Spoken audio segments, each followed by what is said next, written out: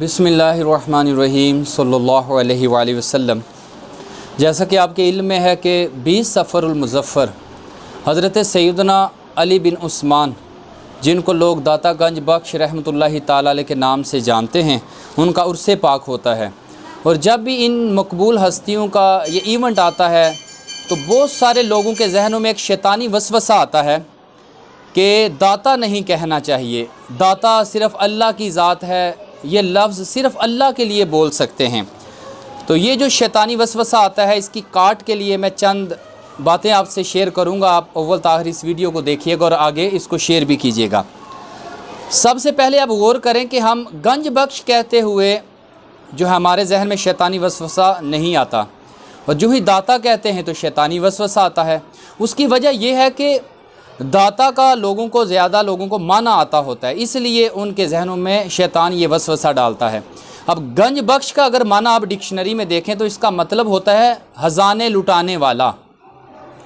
और ये जो नाम है किसने दिया, ये लक़ब किसने दिया? ये लक़ब भी अल्लाह के बहुत मकबूल, अल्लाह की बहुत मकबूल हस्ती हज़रत ख्वाजा गरीब नवाज़ रहमतुल्लाहि ताला अलैह ने दाता हुजूर को ये लक़ब अता किया। वो कैसे दिया? जब उन्होंने चिल्ला कशी की, जब वो लाहौर तशरीफ़ लाए और मज़ार पुर अनवार पर जब उन्होंने चिल्ला कशी की, मेडिटेशन किया, मुराकबा किया, इबादत की, तो जाते हुए जब उनको फैज़ हासिल हुआ, जाते हुए उन्होंने कुछ अल्फाज कहे।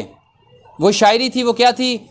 वो शायरी ये थी कि गंज बख्श फैज़ आलम मज़हर नूर खुदा। अब गंज बख्श ये लक़ब भी ख्वाजा गरीब नवाज़ ने किया कि गंज बख्श ख़जाने लुटाने वाले, गंज बख्श फैज़ आलम। फैज़ आलम, आलम क्या है? दुनिया, यानी पूरी दुनिया को फैज़ देने वाले। गंज बख्श फैज़ आलम मज़हर नूर खुदा, यानी आप ख़जाने लुटाने वाले, पूरी दुनिया को आप फ़ायदा देने वाले। और फिर क्या है? अल्लाह के नूर के मज़हर हैं। फिर क्या फरमाया? ना कि सारा पीर कामिल, ने नाकिसों के आप, यानी इनकम्प्लीट जो लोग हैं, नामुकम्मल लोग हैं, उनके आप पीर कामिल हैं। ना कि सारा पीर कामिल, कामिला रहनुमा, और कामिलों के आप रहनुमा, लीडर हैं। अब ये कौन फरमा रहे हैं? ये फरमा रहे हैं गरीब नवाज़ रहमतुल्लाहि ताला अलैह। तमाम मसालिक के लोग इनको, इनकी वलायत पर शक नहीं कर सकते। अब उन्होंने ये लक़ब अता किया। अब ये लक़ब का मतलब भी तो आप डिक्शनरी में देखें ना, इसका मतलब है ख़जाने लुटाने वाले। अब बताएं हकीकी ख़जाने लुटाने वाले ज़ात कौन से है? सारे कहेंगे अल्लाह की ज़ात है।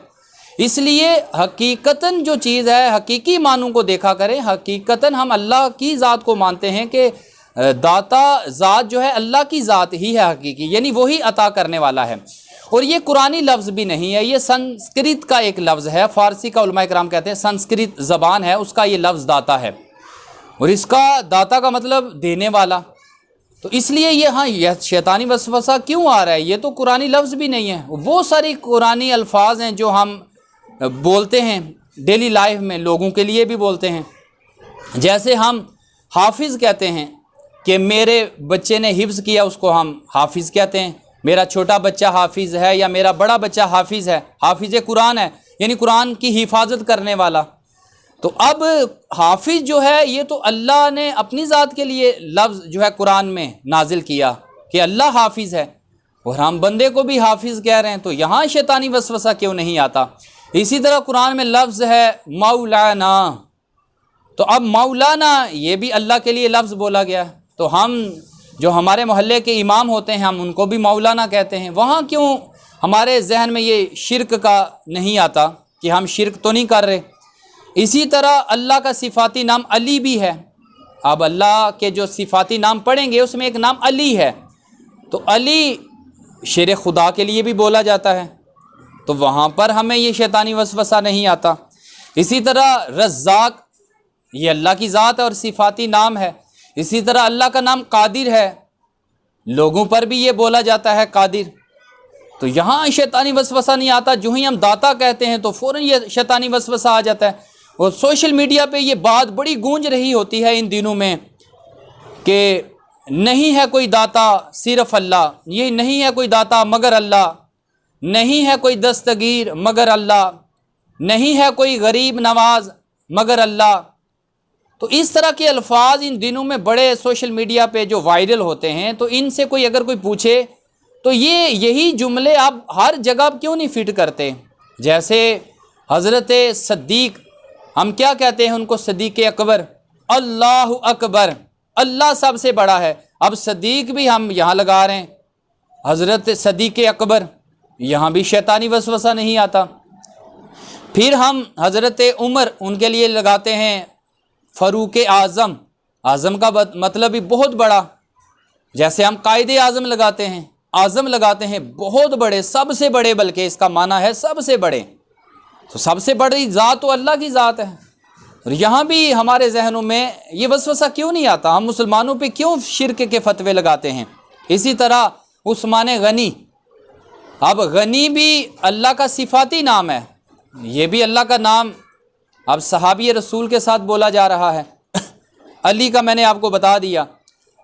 تو آپ غور کرتے جائیں، بہت سارے ایسے نام ہیں لوگوں کے جو اللہ کے نام بھی ہیں۔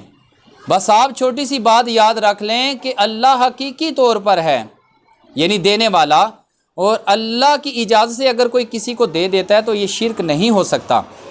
جیسے ڈاکٹر ہے، کسی کو ڈاکٹر کی دوائی سے شفا مل جاتی ہے تو ہم کہتے نہیں مجھے اس ڈاکٹر سے شفا ملی، تو حقیقی شفا دینے والی ذات اللہ کی ذات ہے، ڈاکٹر سے شفا جو ملی وہ اللہ کی اجازت سے ملی۔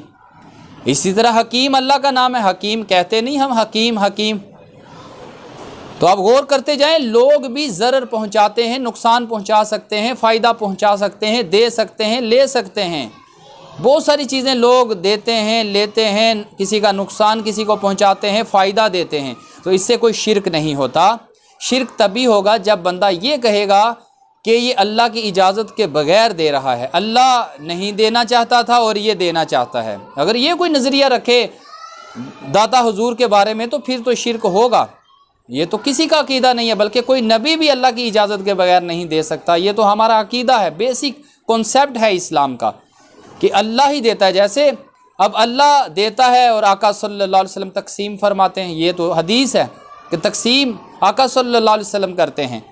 چاہے بعض لوگ علم لیتے ہیں، چلو علم بھی لے لیں، تو علم بھی تو آقا صلی اللہ علیہ وسلم دے رہے ہیں۔ اللہ آقا صلی اللہ علیہ وسلم نے کتنے صحابیوں کو دنیا میں جنت عطا کی، جنت کی نعمت عطا کی کہ آپ جنتی ہیں۔ یہ کتنی بار الفاظ بولے، عثمان غنی کے لیے غالباً 2 بار یہ لفظ بولے، ایک بار کنواں جب دیا اور ایک بار جب مال دیا تو جنت کی بشارت دی۔